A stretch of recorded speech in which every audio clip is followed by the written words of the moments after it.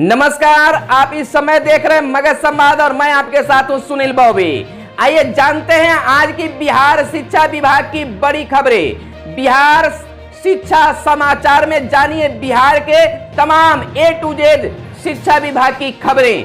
क्या वैकेंसी आया है, क्या शिक्षकों के लिए खबर है, क्या छात्रों के लिए खबर है, तो आइए जानते हैं आज की बिहार शिक्षा समाचार। बिहार शिक्षा समाचार में आज की सबसे बड़ी खबर, शिक्षक दस्ता डिग्री अब जीवन भर रहेगा मान्य। केंद्र की तर्ज पर बिहार सरकार लागू करेगी यह व्यवस्था। शिक्षक दस्ता परीक्षा पास करने पर 7 साल के बदले जीवन भर उसकी मान्यता रहेगी। केंद्र सरकार की तर्ज पर बिहार सरकार इस व्यवस्था को लागू करेगी। राज्य सरकार को केवल केंद्र से विधिवत पत्र या आदेश मिलने का अब तक इंतजार है। नवल किशोर यादव और सुबोध कुमार के ध्यानाकर्षण के जवाब में मंगलवार को विधान परिषद में शिक्षा मंत्री विजय कुमार चौधरी ने यह जानकारी दी। मंत्री ने कहा कि राज्य के उच्च माध्यमिक विद्यालयों में शिक्षक के पद पर नियुक्ति हेतु शिक्षक पात्रता परीक्षा STAT उत्तीर्ण होना अनिवार्य है। इस प्रमाण पत्र की वैधता अभी 7 साल है। STAT 2012 में उत्तीर्ण अभ्यर्थियों के प्रमाण पत्र की वैधता जून 2019 में समाप्त हो रही है। विभाग ने अगले 2 वर्ष के लिए विस्तारित किया गया है। संबंधित अभ्यर्थियों को उक्त नियोजन की कार्रवाई में सम्मिलित होने का अवसर दिया गया है। इधर आपको बताते चले कि STAT परीक्षा के जीवन भर मान्य रहने का लाभ अभ्यर्थियों को होगा। अगर स्नातक के बाद किसी के पास BEd व डिग्री और वे STAT पास कर जाते हैं तो वे स्नातक प्रशिक्षित शिक्षक बन सकते हैं। लेकिन स्नातक बनने के बाद कई ऐसे होते हैं जो स्नातकोत्तर करना चाहते हैं पर वे पुराने नियम के कारण नहीं कर पाते हैं। दूसरी ओर बिहार सदन में बिहार के शिक्षा मंत्री विजय कुमार चौधरी ने यह भी स्पष्ट किया है कि बिहार में 5 लाख शिक्षकों का बहाली शीघ्र किया जाएगा। इसके लिए सरकार और शिक्षा विभाग कार्य कर रही है। STAT परीक्षा से वंचित छात्रों को राहत। पटना हाई कोर्ट ने विगत वर्ष 28 जनवरी को हुई STAT परीक्षा में कदाचार व कुव्यवस्था को लेकर हंगामा करने वाले छात्रों के विरुद्ध प्राथमिकी दर्ज करने और परीक्षा से वंचित हुए 106 छात्रों को एक बड़ी राहत दी है।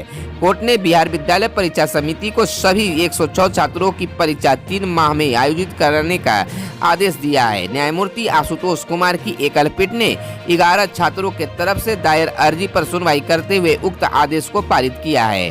आवेदकों के तरफ से अधिवक्ता कृष्ण चंद्र ने कोर्ट को बताया कि STAT परीक्षा में सिलेबस से बाहर के प्रश्न पूछे जाने व परीक्षा में कदाचार और कुव्यवस्था को लेकर किया गया स्थित जिला स्कूल में छात्रों की द्वारा इस तरह से किया गया था। इसके बाद परीक्षा समिति ने परीक्षा को रद्द कर दिया था और फिर से परीक्षा लेने का आदेश दिया। इसी बीच 106 छात्रों के विरुद्ध प्राथमिकी दर्ज कर उन्हें परीक्षा से निष्कासित कर दिया गया और भविष्य में STAT परीक्षा में शामिल नहीं करने का निर्णय लिया गया। JEE मेन का आंसर की जारी, रजिस्ट्रेशन शुरू। फरवरी में हुई JEE मेन 2021 के पहले चरण की परीक्षा की आंसर की NTA ने जारी कर दी है। इसे JEE मेन की आधिकारिक वेबसाइट पर जारी किया गया है। छात्र प्रश्न पेपर और आंसर की दोनों चेक कर सकते हैं। बुधवार तक छात्र आंसर की डाउनलोड कर सकते हैं। वैसे छात्र जो आंसर की संतुष्ट नहीं है उन्हें आपत्ति दर्ज कराने का भी मौका मिलेगा। इसके बाद ही फाइनल आंसर की जारी की जाएगी। प्रत्येक प्रश्न का 200 रुपये देना होगा। इसका रिजल्ट 7 मार्च को जारी कर दिया जाएगा। अब JEE मेन के दूसरे चरण की परीक्षा मार्च में होगी। इसका रजिस्ट्रेशन मंगलवार से शुरू हो गया है। दूसरे चरण की परीक्षा 15, 16, 17 और 18 मार्च को आयोजित की जाएगी।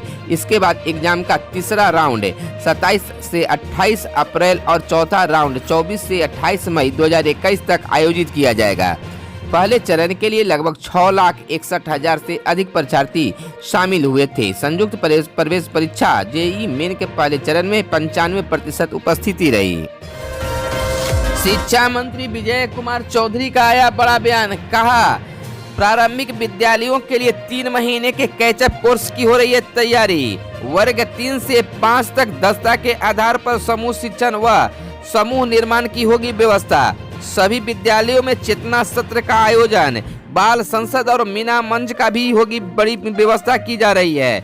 इधर बताते चले कि बिहार के शिक्षा मंत्री विजय चौधरी ने मंगलवार को विधानसभा में प्रश्नकाल के दौरान यह जानकारी दी कि प्रारंभिक विद्यालयों में सत्र 2021-22 में सरकार 3 महीने का विशेष कैचअप कोर्स कराए जाने की तैयारी कर रही है। शिक्षा की गुणवत्ता से जुड़े आफाक आलम द्वारा उठाए गए प्रश्न के उत्तर में उन्होंने यह बात कही। कैचअप कोर्स के माध्यम से विद्यार्थियों की बाधित पढ़ाई की भरपाई की जाएगी। मंत्री ने कहा कि विद्यार्थियों के विद्यालय में उपस्थिति रहे, इस बात को ध्यान में रखकर सभी स्कूलों में चेतना सत्र, बाल संसद व मीना मंच की व्यवस्था की गई है। वर्ग 3 से 5 तक के दस्ता के आधार पर समूह शिक्षण व समूह निर्माण की व्यवस्था की जा रही है। सभी प्रारंभिक विद्यालयों में गुणवत्ता को ध्यान में रखकर अप्रशिक्षित शिक्षकों को प्रशिक्षित किए जाने की व्यवस्था है। कक्षा 1 से 12वीं तक के ई कंटेंट की व्यवस्था की गई है। बिहार राज्य पाठ्यपुस्तक निगम लिमिटेड के वेबसाइट पर इसे डाला गया है। विद्यावाहिनी ऐप पर भी ई कंटेंट उपलब्ध है। शिक्षा मंत्री ने कहा कि वर्ष 2014 से 15 में 3.80 लाख बच्चे स्कूल से बाहर थे। वर्ष 2018-19 में 1.43 लाख बच्चे स्कूल से बाहर थे और 2020-21 में यह संख्या घटकर 1.11 लाख हो गई है। बिहार के नियोजित शिक्षकों के ईपीएफ को लेकर अवमानना वाद हुआ दायर। राज्य के पंचायती राज और नगर निकायों के अंतर्गत सरकारी विद्यालयों में कार्यरत शिक्षकों तथा पुस्तकालय अध्यक्षों के ईपीएफ यानी आकस्मिक भविष्य निधि मामले को लेकर शिक्षा विभाग के विरुद्ध अवमानना की एक याचिका दायर किया गया है। याचिकाकर्ता सिद्धार्थ शंकर ने बताया कि पटना उच्च न्यायालय के न्यायाधीश अनिल कुमार उपाध्याय द्वारा 17 सितंबर 2019 को नियोजित शिक्षकों और पुस्तकालय अध्यक्षों को 60 दिनों के अंदर ईपीएफ का लाभ देने का आदेश दिया गया था। राज्य सरकार द्वारा न्यायालय के आदेश का उल्लंघन किया गया। सरकार ने शिक्षकों को ईपीएफ का लाभ न देकर 31 अगस्त 2020 तक नियुक्त शिक्षकों व पुस्तकालय अध्यक्षों को 1 सितंबर 2020 से तथा 31 अगस्त 2020 के बाद नियुक्त शिक्षकों व पुस्तकालय अध्यक्षों को उनकी नियुक्ति तिथि से ईपीएफ का लाभ देने का आदेश जारी किया गया। सीडीपीओ के 55 पदों के लिए 5 से आवेदन। राज्य के समाज कल्याण विभाग में बाल विकास परियोजना पदाधिकारी सीडीपीओ की 55 रिक्तियों पर नियुक्ति के लिए बिहार लोक सेवा आयोग बीपीएससी ने विज्ञापन जारी किया है। योग्य अभ्यर्थी 5 मार्च से ऑनलाइन आवेदन कर सकते हैं। इसकी अंतिम तिथि 1 अप्रैल है। इसमें सामान्य श्रेणी के लिए 22, आर्थिक रूप से कमजोर अभ्यर्थियों के लिए 5, अनुसूचित जाति के लिए 9, अत्यंत पिछड़ा वर्ग के लिए 11, पिछड़ा वर्ग के लिए 6 एवं पिछड़ा वर्ग की महिलाओं के लिए 2 सीटें आरक्षित है। राज्य के स्वतंत्रता सेनानियों के पोता पोती नाती नतनी के लिए 1 सीट एवं चलन दिव्यांग एवं मनोविज्ञान दिव्यांग अभ्यर्थियों के लिए 1-1 सीट निर्धारित है। इधर आपको यह भी बताते चले कि आयोग के संयुक्त सचिव सह परीक्षा नियंत्रक अमरेंद्र कुमार ने बताया कि अभ्यर्थी के लिए स्नातक पास होना जरूरी है। उम्र सीमा सामान्य श्रेणी के पुरुष के लिए न्यूनतम 21 वर्ष और अधिकतम 37 वर्ष है। पिछड़ा वर्ग, अत्यंत पिछड़ा वर्ग एवं महिला के लिए 40 वर्ष है। अनुसूचित जाति व जनजाति की महिलाओं के लिए 42 वर्ष होगी। प्रारंभिक परीक्षा में सामान्य ज्ञान के एक पेपर की परीक्षा 150 अंकों की होगी। मुख्य परीक्षा में अनिवार्य विषय के समान हिंदी, समान अध्ययन पेपर 1, पेपर 2 व वैकल्पिक विषय के रूप में गृह विज्ञान, मनोविज्ञान, समाजशास्त्र एवं श्रम एवं समाज कल्याण विषय होंगे। स्कूल के फीस को लेकर विधानसभा में उठे प्रश्न। कहा, जब स्कूल बंद था तो फीस कैसे ले रहे हैं निजी विद्यालय, सरकार इस पर संज्ञान ले। विधानसभा में शून्यकाल के दौरान यह मामला उठा कि जब कोरोना की वजह से लॉकडाउन में स्कूल बंद थे तो निजी विद्यालय फीस क्यों ले रहे हैं। पढ़ाई कुछ नहीं और फीस के लिए दबाव काफी है। कुंदन सिंह ने बेगूसराय से जुड़े इस मामले को उठाया और मंत्री को इस पर जवाब देने के लिए कहा गया।